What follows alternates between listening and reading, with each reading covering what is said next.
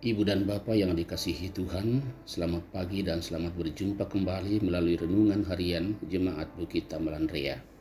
Mari kita berdoa. Bapa kami dalam Yesus Kristus, syukur dan terima kasih atas penyertaan dan perkenanan Tuhan, sehingga kami boleh bangun dalam tubuh yang penuh berkat. Kami akan mendasari kegiatan pada hari ini dengan membaca dan merenungkan firman Tuhan. Tuntun kami agar kami boleh melaksanakannya seturut dengan kehendak-Mu. Ampuni dosa kami, dalam Yesus Kristus kami bermohon kepadamu. Amin. Filipi pasal 2 ayat 12 merupakan bagian firman Tuhan yang akan kita baca dan renungkan pada pagi ini. Hai saudara-saudaraku yang kekasih, kamu senantiasa taat. Karena itu, tetaplah kerjakan keselamatanmu dengan takut dan gentar, bukan saja seperti waktu aku masih hadir, tetapi terlebih pula sekarang waktu aku tidak hadir.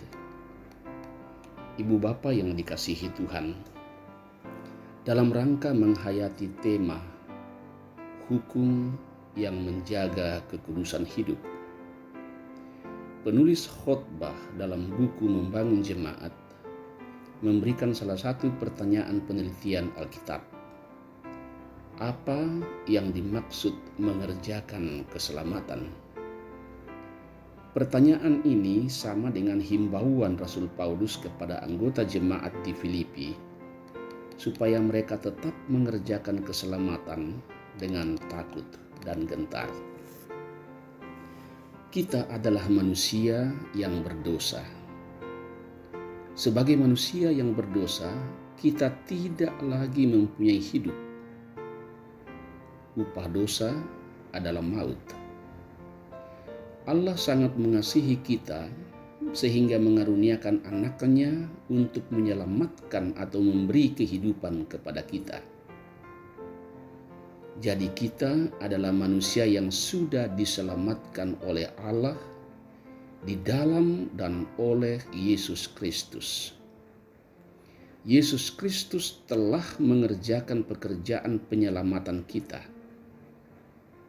Peristiwa inilah yang sudah 3 minggu kita hayati sebagai minggu-minggu Prapaskah. Jika Yesus Kristus sudah mengerjakan penyelamatan untuk kita, mengapa kita harus mengerjakan keselamatan itu?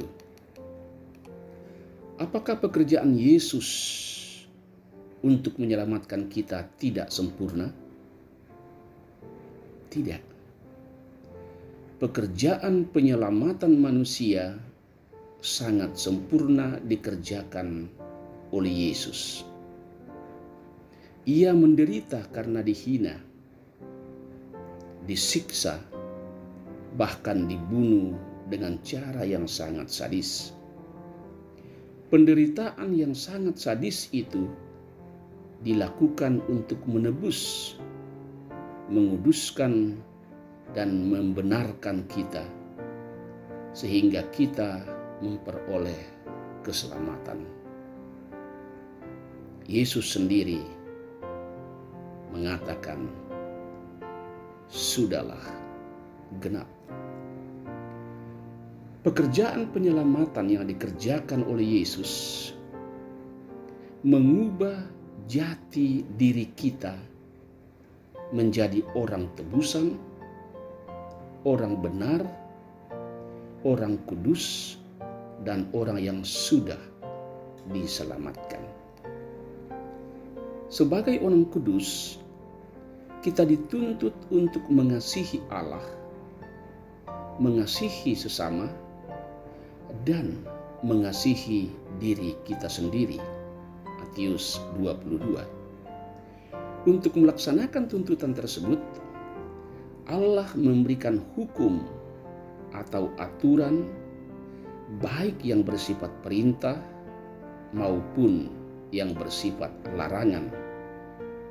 Misalnya, Untuk mengasihi Allah, kita tidak boleh menyembah ilah lain selain Allah. Untuk mengasihi sesama, kita tidak boleh membunuhnya. Kita tidak boleh mencuri miliknya. Keluaran 20. Kita harus saling menyayangi, mengasihi, dan memaafkan. Ibu bapa, disinilah masalahnya. Sesudah kita diselamatkan dan dikuduskan, kita harus hidup sebagai orang kudus, yaitu mengasihi Allah dan sesama. Tetapi dalam kenyataannya, apakah kita sudah mengasihi Allah dan mengasihi sesama? Atau apakah kita sudah mengasihi diri kita? Belum. Atau mungkin tidak. Kita wajib mengampuni, tetapi dalam kenyataannya terlalu sulit kita mengampuni. Ringkasnya, kita masih sering melakukan yang dilarang dan melanggar yang diperintahkan. Inilah yang membuat Rasul Paulus memperingati anggota jemaat di Filipi, kerjakanlah keselamatanmu, jagalah kekudusanmu. Keselamatan itu harus dikerjakan, harus dipelihara, harus diolah. Mengapa? Kita boleh baca Roma 7 ayat 15 sampai ayat 26. Karena di dalam tubuh kita ada dua kutub yang sering bertentangan. Manusia berdosa dan manusia kudus. Paulus mengatakan dalam ayat 15, sebab apa yang aku perbuat, aku tidak tahu. Karena bukan apa yang aku kehendaki yang aku perbuat. Bukan apa yang aku kehendaki, itu manusia kudusnya. Yang aku perbuat, itu manusia berdosanya. Tetapi apa yang aku benci, itulah yang aku perbuat. Manusia kudus kita membenci menggosipkan orang. Tetapi manusia berdosa kita mencintai penggosipan orang. Inilah yang harus kita kerjakan. Melawan manusia berdosa kita dan membiarkan manusia kudus kita menguasai hidup kita. Bagaimana caranya? Supaya manusia kudus kita menguasai hidup kita. Bagaimana caranya supaya kita berhasil melawan manusia berdosa kita? Pertama, Ibu dan Bapak, kita harus senantiasa sadar bahwa kita tidak mempunyai kemampuan apapun kecuali jika kita dimampukan. Supaya kita dimampukan, maka kita harus senantiasa dekat dengan pihak yang telah menguduskan kita dan menyelamatkan kita. Kita harus selalu berkomunikasi dengan Tuhan Yesus. Kita tidak mempunyai kemampuan apapun kecuali jika dimampukan oleh Yesus Kristus. Cara kita berkomunikasi dengan Yesus Kristus hanyalah melalui firman-Nya. Hanyalah melalui doa. Baca firman-Nya, berdoa, dan memuji Dia. Yang kedua, kita harus saling menggembalakan. Sebagai sesama orang kudus, sebagai orang yang tidak mempunyai kemampuan apapun, kita harus saling memperingati. Karena kita adalah keluarga Allah.